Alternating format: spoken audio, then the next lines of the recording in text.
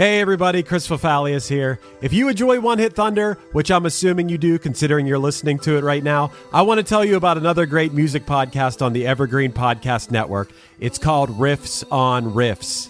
On this season of Riffs on Riffs, hosts Toby Braswell and Joe Watson are breaking down one iconic pop song each week. Everything from Taylor Swift's Cruel Summer to Journey's Don't Stop Believin' to Naughty by Nature's OPP. Each week, they crack open the song, trace its history, decode those cryptic lyrics, and unearth the hidden gems in its musical DNA. Not only do they dive into the song's history, lyrics, and impact, they also go down some fun and oftentimes hilarious rabbit holes. So yeah, if you're a fan of One Hit Thunder, I think you'll also enjoy Riffs on Riffs. So go hit that subscribe button on Apple Podcasts, Spotify, or wherever you get your pods. With Amex Gold, you can experience the gold standard. You get access to exceptional dining, plus 4 times membership rewards points on eligible dining purchases. That's the powerful backing of American Express. Terms apply. Cap applies. Learn more at americanexpress.com/withAmex. Well, I saw the thing coming out of the sky. It had a one long horn and one big eye. Like a Mr. Shaking in the Would you believe the novelty song The Purple People Eater was a #1 hit? Did you know that 30 years after its release, a movie was made based on the song? And here's something even crazier. Songwriter and vocalist Sheb Wooley recorded a stock audio scream that's been used in thousands of films and TV shows. It's Halloween at One Hit Thunder, and we're diving into Mr. Wooley's bizarre and fascinating career. In a voice so gruff, I wouldn't eat you 'cause you're so tough. it was a one-eyed, one-horned, flying purple people eater. One-eyed, one-horned, flying purple people eater. One-eyed, one-horned, flying purple people eater. Sure looks strange to me. One hit is all you need to make the money guaranteed, and you can live off royalties forever. And it makes me wonder, is it just a wonder, or is it one hit thunder? Matt, we're here today to talk about the #1 smash hit from 1958, The Purple People Eater by the legendary artist Sheb Wooley. Well, Chris, the first thing that I need to say coming right out here that blew my mind about this song is just how long it sat at #1 on the Billboard charts from June 9th until July 14th. That is too much time for Purple People Eater to be the #1 song in America. Yeah, I was wondering, were people in 1958 just like really dumb or have like really no choices of other music to listen to? Or was did you see what it unseated? Because No. it unseated a great song in my mind. So the song that was #1 the week before this hit #1 was the Everly Brothers with All I Have to Do Is Dream. Dream, dream, dream. Like, what a good song for Purple People Eater to just, like, knock out of that spot. I mean, was it just every kid in America was going and buying this album because it had a monster on the cover of it? And I just can't figure out. I mean, it's fine. It's a novelty song that's fine. I could see it. I mean, the fact that it went to #1 at all is shocking, but I could see it popping up to #1 for a week. That happens from time to time with novelty songs, as we've seen on this show. A couple weeks before this one, Dave Seville was at #1 with Witch Doctor, which is like the song that he did that predated Alvin and the Chipmunks. So I think there was just, you know what? There was this vibe. You remember when like Deep Impact and Armageddon happened in the same summer? Like there was just something in the water and we were ready for a giant asteroid threatening to destroy the Earth movie in the same summer. Well, in the summer of '58, sped up voices that sounded funny was just what America was waiting for. And then it came back around when Kanye West started producing all the rap albums in the early 2000s. It came right back around. People love that sped up voice, which, hey, I'm a sucker for the sped up voice thing here and there. Kind of never went away. Look at TikTok. If it's not the sped up chipmunk version of the song, it doesn't really hit. It's so weird. Why is that? Is it more just like, is it the higher pitched voice, or is it the taking a song and making it faster? I guess it's a combination of both, right? Let me ask you this, since you mentioned the Kanye of it all. At that period in the mid 2000s when every rapper was doing that, and take the Kanye tracks off, but like the people who either were produced by Kanye or were trying to ride those coattails, do you have a particular favorite like sped up sample? I think back to the and I think it was sped up because it was pretty high pitched, although the original was pretty high pitched too. The first thing I remember, and it was a Kanye produced thing, was the Jay-Z Hard Knock Life. That was still 90s or whatever. But yeah, that was still 90s.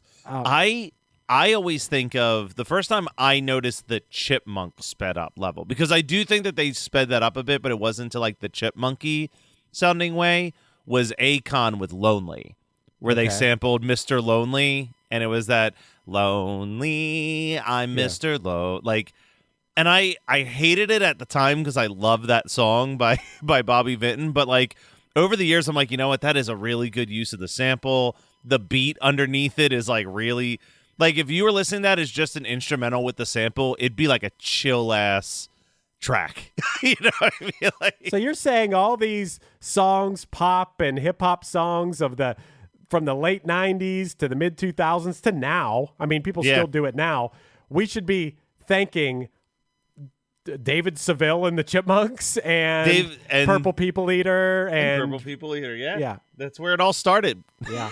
That's where our love of this, our cultural love of speeding up and chipmunk voices started. But yeah, this employs that as the voice of the Purple People Eater. This song also, I thought it was pretty interesting that it knows it's a novelty song. And Boy, does it. And it references another novelty song from just a few months before that went pretty high on the charts, Short Shorts. Yep. By the Royal Teens, which I never even realized that was an actual song. I always thought that was a song that was made up for Nair. Do you remember Nair used that? Who wears short shorts? It was Well, it also references another novelty song as well that I can't believe we haven't done an episode on yet, which is at the very end, it references the Champ's Tequila as well, where the monster yells tequila at the end of the song. Wow. I mean, I think that's the one thing you do have to give the song credit for. The more that I learned about this artist, it's like, oh, he was in on this joke. Like, he wrote a song with the intention of being funny. And reading about it, you know, they talk about how, like, there's a lot of kind of going against expectations. Like, he describes him as having a long horn, which you would imagine like a unicorn having, until he starts playing music with it, and you realize, like, oh no, it's like he could be playing like an instrument horn. Matt, I don't know if you watched the music video, which has definitely been made in recent years, but it is like the official music video. In that video for it, the animated Purple People Eater monster, it's a combination of both. There's a horn on his head that he's playing like a horn. So perfect. So yeah, it is very much, you know, throughout this song, there are different things that happen where you don't expect. To be honest, I haven't heard, I mean, I've definitely heard the song before, but haven't ever paid attention to it. And I didn't know that the Purple People Eaters' whole thing was that it wanted to start a band. I would have assumed that the Purple People Eaters thing would be eating people. In fact, the Purple People Eaters' second thing is eating people, but not just people, eating purple people. Yeah, it's not describing the color of the creature. It's describing the type of people that it eats. Yes, but more important than eating purple people, this thing just wants to start a band. He just wants to rock. And can you blame him? I can't blame him. It's all I want to do. This is what you do when you've just found that statement handbag on eBay and you want to build an entire wardrobe around it. You start selling to keep buying. Yep, on eBay. Over that all-black everything phase, list it and buy all the color. Feeling more vintage than ever? It's out with the new and in with the pre-loved. Next thing you know, you've refreshed your wardrobe basically without spending a dime. Yeah, eBay, the place to buy and sell new, pre-loved vintage and rare fashion. Gift the remarkable with Marc Jacobs fragrances this holiday season. From the iconic Daisy and Perfect to the all-new Daisy Wild, Marc Jacobs perfume gift sets include everything she needs to feel special. From her favorite fragrance, plus the matching travel spray. Holiday gifts don't get much more perfect than this. So if you're looking for a gift inspiration these holidays, gift the remarkable with Marc Jacobs. It is mind-blowing and heartbreaking how many original scripts are written every year but are never made.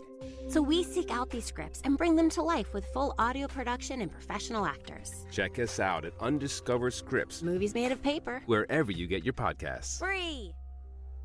Chris, you like sports. Have you ever heard people refer to a specific football team as the Purple People Eaters? Yep, that was the defensive line of the Minnesota Vikings in the 1970s. It was very cool to have a name for your defense in the 70s. You know what Pittsburgh's was, Matt? You better know this. No, why would I know this? I never lived in Pittsburgh in the 70s. I know, but this is such a famous thing.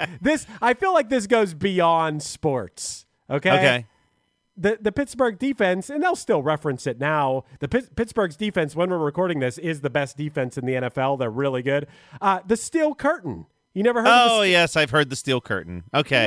Yeah, that's a good name for a defensive line. Yeah. Chris, I want to jump to a little bit about the man who brought us this song, Sheb. Yeah. Sheb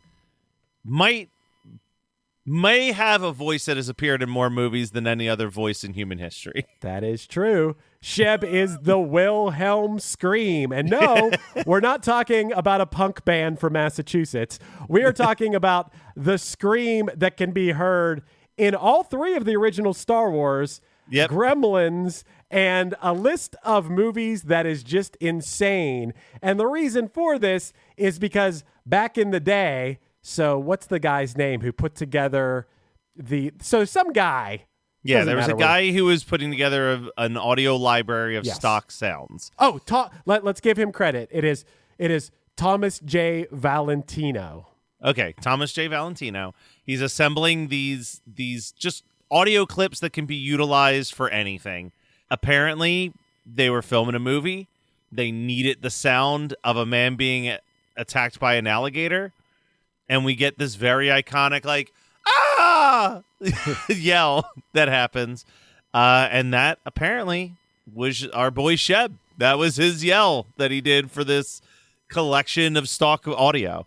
Sheb created this stock sound. It is his voice. So it's a combination. He did it. He performed the sound, but then it was this Valentino guy who added it to a collection of stock sounds that I believe is still used today. Is that right? Yeah. I mean, now it's like a joke. Mm-hmm. It's a filmmaker's joke. Any filmmaker, if they can, they want to get that in at least one scene as kind of a badge of honor. Did you also happen to see who his cousin was from his first of 5 marriages? No. The cousin of his first wife? Yeah, he married a girl named Melva Miller, whose cousin was Roger Miller. I'm not sure if you're familiar with Roger Miller at all. Well, I know the name. Who's Roger Miller? So this is going to make a lot of sense. So Roger Miller is who they became quick friends, and Roger Miller taught him how to write songs and how to play guitar. But Roger Miller was a comedic country artist whose probably his most famous song was King of the Road. The trailers for sale or rent. I'm a man of means by no means. Okay. King of the Road. That song. Oh, yeah, right. But he did all the music for the Disney Robin Hood movie, which means that he kind of wrote Hamster Dance. If you remember the 90s when there was the Hamster Dance website, that is a song that he had written for Robin Hood that was just deep-a-dee-da-bee-da-do-boop.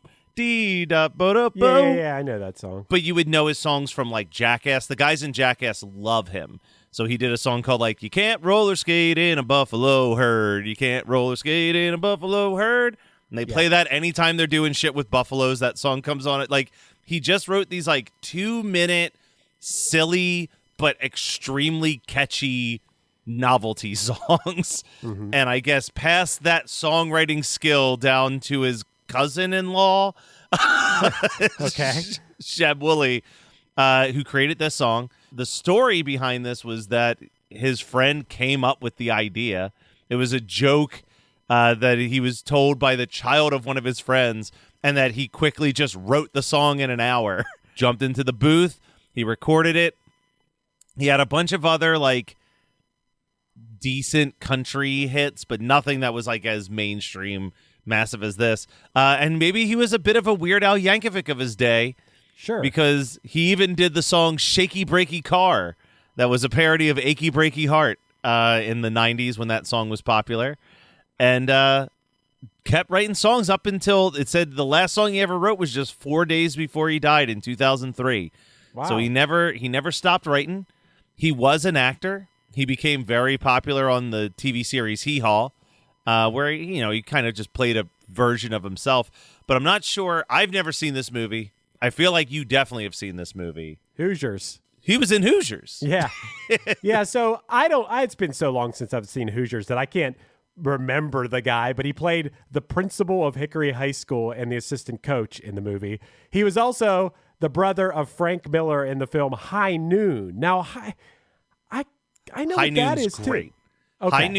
High Noon is almost always on like the AFI 100 greatest movies of all time. It's a Western. What makes it kind of unique, it's probably one of my favorite Westerns, is that the movie is in real time. Like, it's like an 80-minute movie, and it's the very beginning of the movie is the sheriff gets a letter saying that this guy that he had captured has escaped from jail. He's an hour away from town, and he's coming to get revenge. And the whole movie is just the hour in that town as they're trying to prepare for what this showdown is going to look like, and then the showdown. Oh, okay. And it's kind of unique, especially for like a 50s movie, to do a film where it's like the movie takes place over 80 minutes, and that is the runtime of the movie. Like, you are like experiencing it in real time. So basically that was the precursor to that 3 O'Clock High movie? Yeah, it was the precursor to 3 O'Clock. Well, 3 O'Clock High was a parody of it. 3 O'Clock High was intentionally making fun of High Noon. Okay. I thought you were going to say it was a precursor to 24. No. Hey, but this guy, Sheb, he was also in The Outlaw Josie Wales, which I've never seen, but I know that's a famous Western. Yeah, I've heard that name for sure. And he was also in the TV show Rawhide, because after Purple People Eater, he mainly did like country country novelty songs. He had another alter ego named Ben Colder, who had which this is song. the character he played on Hee Haw. So he recorded albums as the character from Hee Haw as well. Gotcha. Okay, that makes sense. I think the song Almost Persuaded, number 2, it does sound almost like live, and maybe it's from the show. Yeah, that would make sense. Probably could be. I've never watched Hee Haw. Have you ever seen you ever watched like old clips of it? Well, I remember it being on when I was really young, like being on TV, and maybe there was something about it that steered my direction towards the TV, because there was like little animated things. There was a little cartoon donkey and stuff. And I knew it was comedy, but yes, I have pulled it up in recent years, like, oh yeah, Hee Haw. For one reason or another, maybe we talked about it on a podcast and I put it on. It's bad. It is not good. Because it's just like a variety show, essentially, right? Like it's almost like making fun of those like when they were doing like the Brady Hour, where it'd be like the Brady Bunch hosting a variety hour or whatever. But it was always like big country stars. That was the thing. Yeah. Yeah. It was a Saturday Night Live style thing. I think the artists would perform on the show, and maybe they'd be part of the skits. The skits just weren't very funny. It was very like, when you watch old comedy and it wasn't people, you're like, why weren't people funny yet? But then you watch something you thought was funny in the 90s and you're like, why did I think this was funny? It's because comedy is always evolving, and it really takes making something great to stand the test of time. Some examples, I would say a lot of things I watch from the 70s, I'm like, that's not funny. But now, but when I watch The Jerk, I'm still like, oh, this is still funny. You know? Well, and I was going to say, I think there's certain ones that like are so good it's undeniable, right? Yeah. And like, but like I've talked about this before. Steve Martin, I remember reading a book about 70s comedy, and Steve Martin was the one I relate it to the most because they were explaining how like where everybody else was telling jokes, what Steve Martin found funny was the desperation in which someone would try to be funny. So, like, he almost was playing this character. So, hence, like, the bow and arrow through the head and everything was always supposed to be making fun of, like, a dude so desperate to get a laugh out of people that he'll just absolutely embarrass himself on stage, and that became The Jerk. And, it's so good. It's so funny because it's almost not funny. Like, yeah, that's awesome. And how I want to steer this back around to Purple People Eater is I will say that it's a little bit in the sort of absurd category, which I tend to think absurd things are funny, which is why I think Tim and Eric's funny. It's why I thought Ren and Stimpy was funny. You know, absurdity. It doesn't have to be clever. Oh, that's so clever. That's why that's funny. You know, that's why. And this song, being from 1958, it's kind of impressively absurd and kind of holds up in that regard. It's also funny, like we said, the voice of the character sounds like a chipmunk, right? It's a sped up record to make his voice high pitch. And I even think that there's a joke in there because the first time he talks, he says, "I won't eat you because you're so tough," right? But the line that precurses that to get to the rhyme is that I heard him say in a voice so gruff. And then you get the least gruff sounding voice possible. Right. So like it's like little tiny, like I get what Wikipedia was saying when they said like it goes against whatever your expectation as a listener is repeatedly. Whether it's the fact that purple isn't the color that the creature is, it's the type of people in which he eats, or the horn on the head, or like saying that he has a gruff voice and then it's this sped up high pitched voice. Like it is it's got bits. It's just a song of bits. And take away the title of the song and take away the theme of the song, the lyrics, the story. Take all that away and just have the music and the melodies of this song. I kind of feel like this, for the time, may have been a hit. Da, da, da, da, da, da, da, da, da, da, da. You know what I mean? It kind of sounds like something if you would have put something about like going to the sock hop in there, or I saw her at the shake stand. I would even say it almost pulls a little bit of hearing you sing that melody. I'm like, oh, it kind of also pulls a little bit from like Gilbert and Sullivan. Like it's a slowed down like Gilbert and Sullivan song. Like think of I am the very model of a modern major general. Like it's that type of melody but slowed down. Yeah, hypnotizes you in a way. It's a repetitive, catchy thing. So, you know, whereas a lot of novelty music might just be based around the lyrical content, this was actually like a legit song, you know, that sticks in people's heads. That could be part of why it was number one for so long too. I am going to go out on a limb, not a very long limb here, because I think it's probably true that I'm looking at the cover of the album right now and it's this cartoon with a big nose holding a horn on its head. And I think that young kids probably bought this and thought it was funny and thought that the voice was funny and probably danced around to it and had the 45 on the record player. Well, and you have to imagine who was probably buying singles in the 50s. You know what I mean? Like, I don't think that it was adults. Like, I think at that point it was kids and teenagers. Yeah. I want to mention that 30 years after the song was released, they did make a movie based on it called Purple People Eater. It was actually Sheb's final acting role was in that movie. I remember this movie existing. I don't think I ever watched it, but I kind of want to watch it now that I've read who's in the cast. Did you see who's in the cast of the movie Purple People Eater? I did not. The movie stars Neil Patrick Harris, Ned Beatty, Shelley Winters, Dustin Diamond, Thora Birch in her debut movie, and then has cameos from Chubby Checker and Little Richard. What year is it from? 1988. Wow. Okay. I don't think it did well at the box office. No, but I don't think. But I'm like, man, that is a stacked like, I thought it was going to be a ton of no-name people. Like, when we found out that there was a movie based on the Monster Mash a couple years ago, and the most noteworthy name in it was Boris Pickett was in the movie. Right. Well, that's in 1988, you're talking, I think he was Dookie by then. He probably was. Yeah, he was probably the main draw there.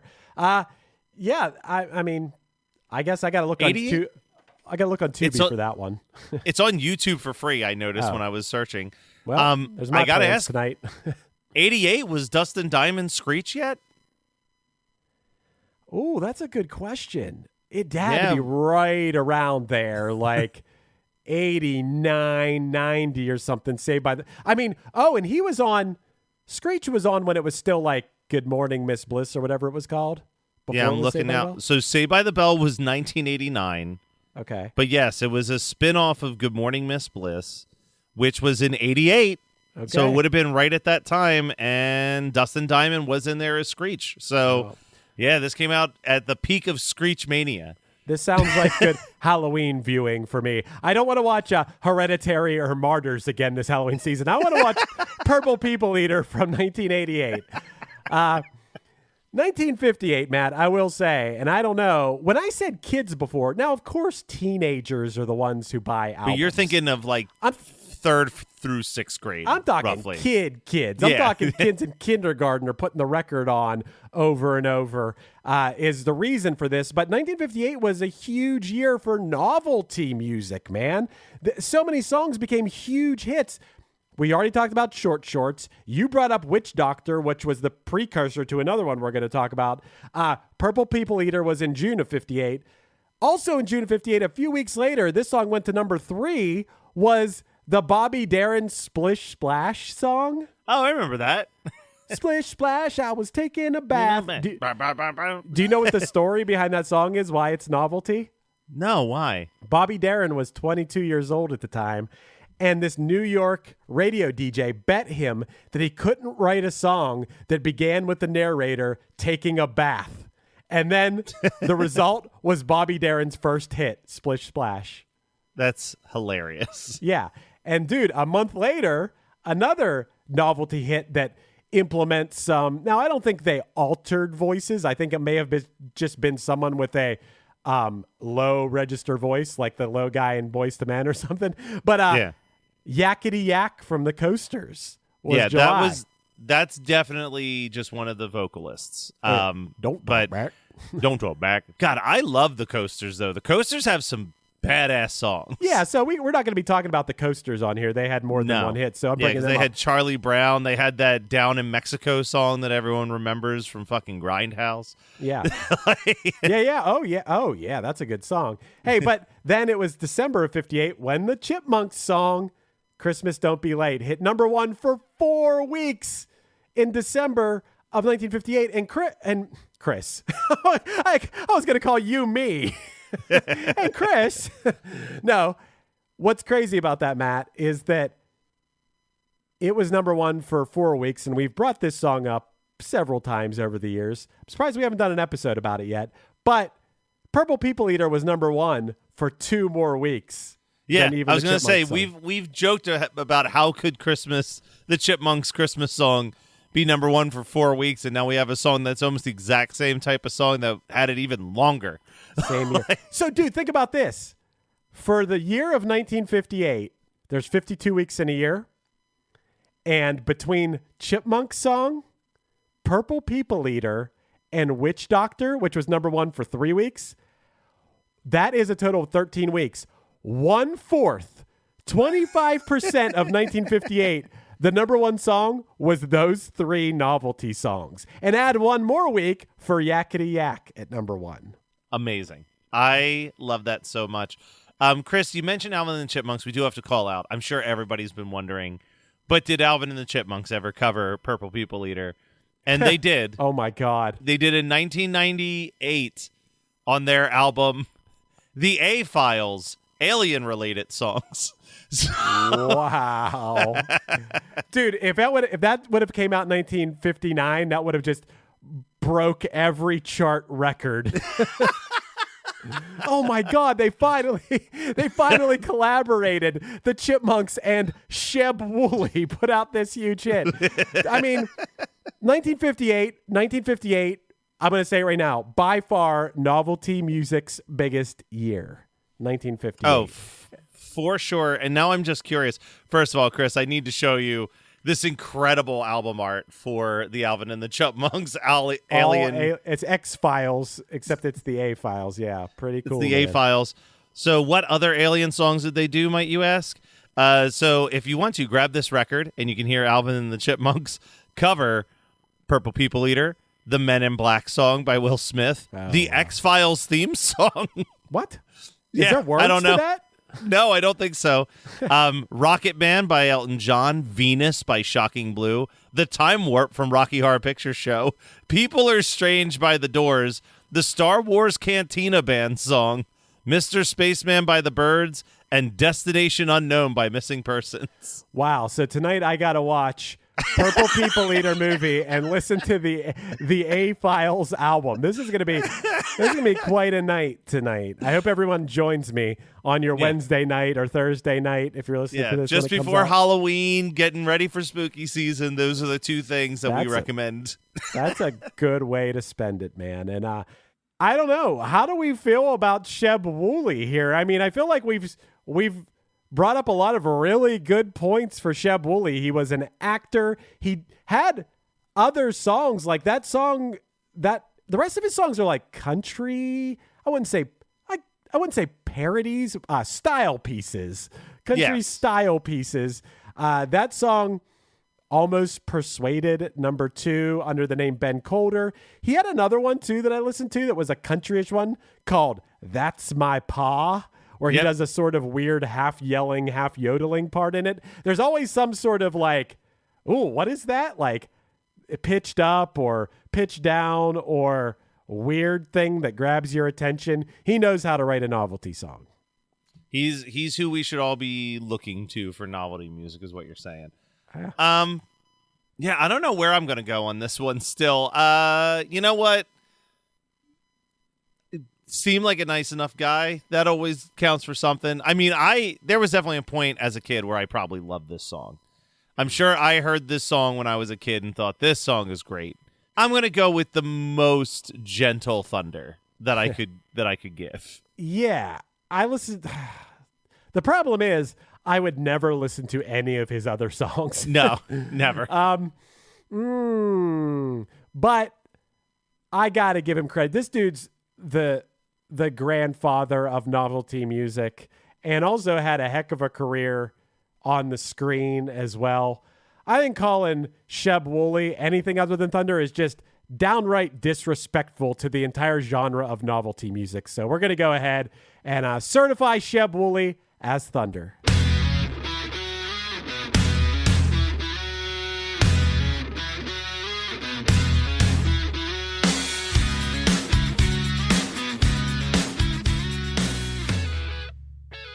This has been One Hit Thunder.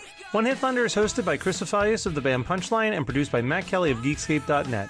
Underneath me, you're hearing Roller Coaster Smoke off the Punchline album, Delightfully Pleased. Visit punchlinemusic.com for any upcoming news on the band. Our podcast is on Patreon now. Find us at patreon.com/OHT podcast for early access to episodes, bonus episodes, and a chance to vote on future songs for us to cover. Be sure to rate, review, and subscribe to us on your favorite podcasting app, and tune in next week for more One Hit Thunder.